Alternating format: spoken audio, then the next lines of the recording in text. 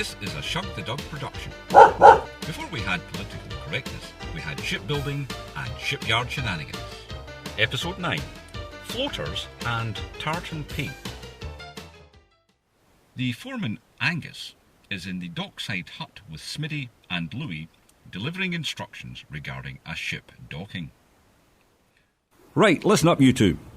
Everyone working on the ship have been told to get off and clear the dockside while they're docking that other ship. So you want us just to stay in the hut, keep warm and listen to the radio? I want you two hooking up the supplies when it lands.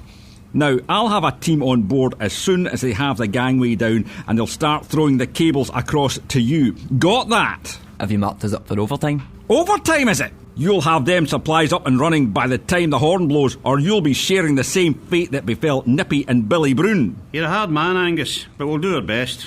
If I was relying on you only doing your best, I would be worried. And another thing.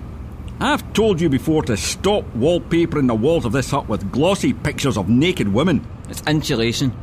The wind blows right through these walls. It's smut. That's what it is. It's more like a gynaecologist's office than an electrical hut. Our customers don't complain. Aye, well, it's a changing world out there. It might not be long before you two are replaced by two wee lassies. You never know, Angus. Maybe the replacement lassies might want to keep these picks up. Aye, or replacing them with pics of hunky guys with their long sausages. Don't forget that Mrs. Thatcher said, everyone needs a willy.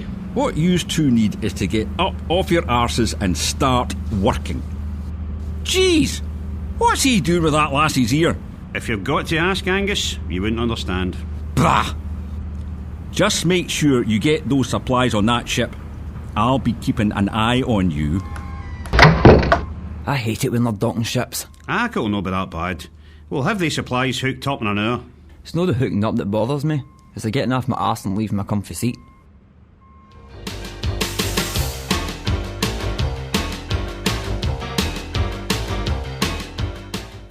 Welder Archie stands by the dockside with several welding apprentices as the ship docking process is taking place.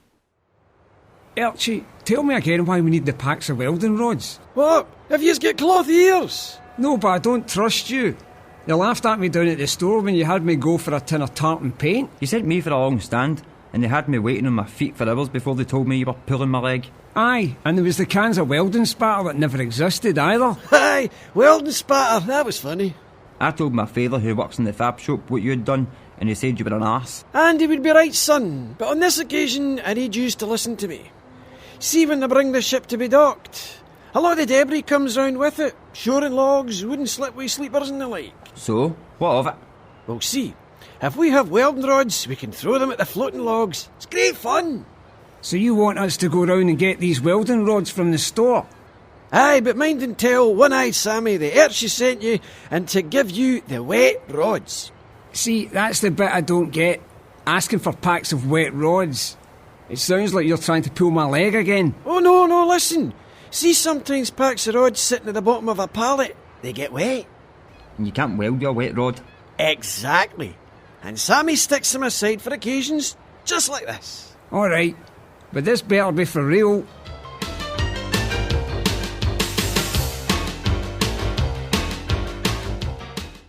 The dockside welders have been assembled in their hut at the request of the police. I know, so, yeah, I know, it's one of those ones, isn't it? Right, calm down. Terrible. The police here have asked to speak to you in regard to the body found floating amongst the docking ship debris. Thank you, but there is no need for applause. As your foreman said, I would like to ask you about the body found floating in the debris.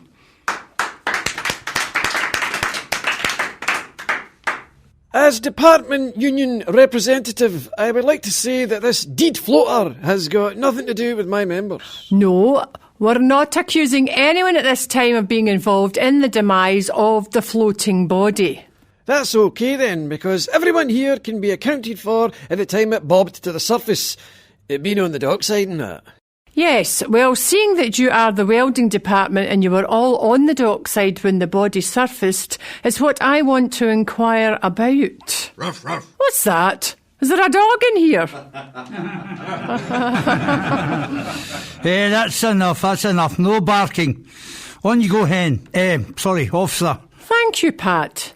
Now, my question to you is, can you explain why the floating body, when retrieved from the water, had several welding rods sticking out from said body? I would like to say that I wasn't anywhere near the dockside when the floater surfaced. Neither was I. I'd gone for a shite. Neither was I.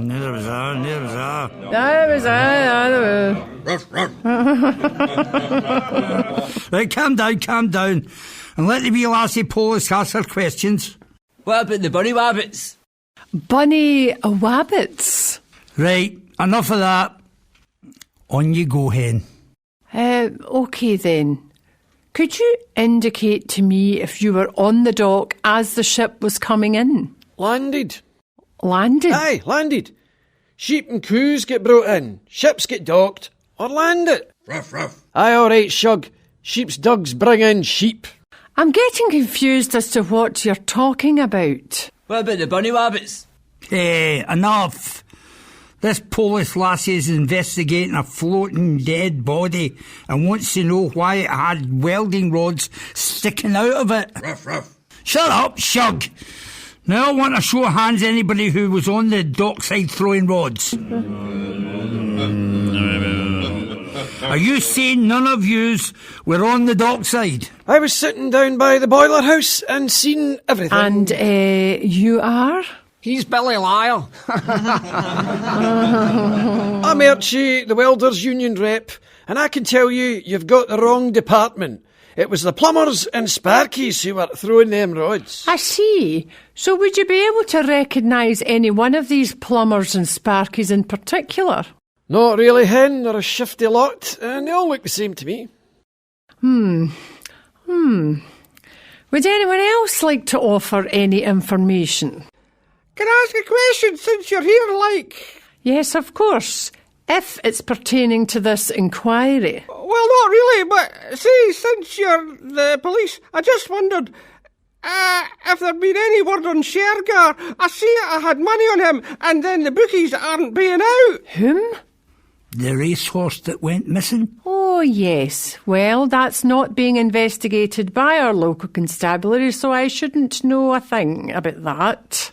Is it true Lord Lucan was spotted in the blacksmith's department? I wouldn't know, and I've never heard anything about that. What about the bunny wabbits? Right, that's enough. Calm down. Do you have any more questions, Hen? No, you've been very helpful. Right, 3 cheers for the Polish woman! Hip hip! Hooray! Hip hip! Hooray! Hip hip! Hooray!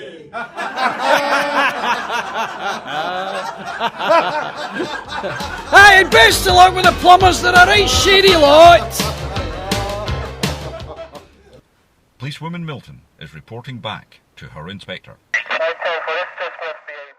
Any luck with the Welders Department, Milton? Well, apart from accusing the plumbers and the electrical departments, no, sir. Yes.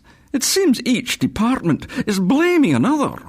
The shipwright department even blamed the canteen staff, whom had an alibi since they had been sent home early.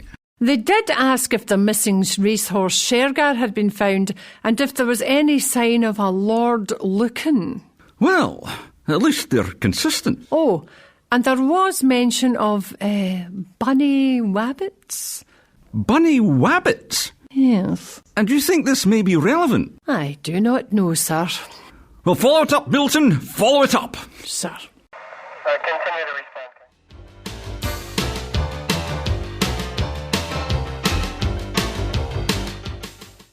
Smitty and Louis are working on the dockside installing electrical supplies. That's the aft up and running, and all the extension cables used up. Let's hope we have enough for the front end. Should do. Hey, who's that tall guy standing over there with the blacksmiths? What, big lanky Tam? No, the skinny guy with the moustache standing next to him. What, the aristocratic looking chap? I don't know.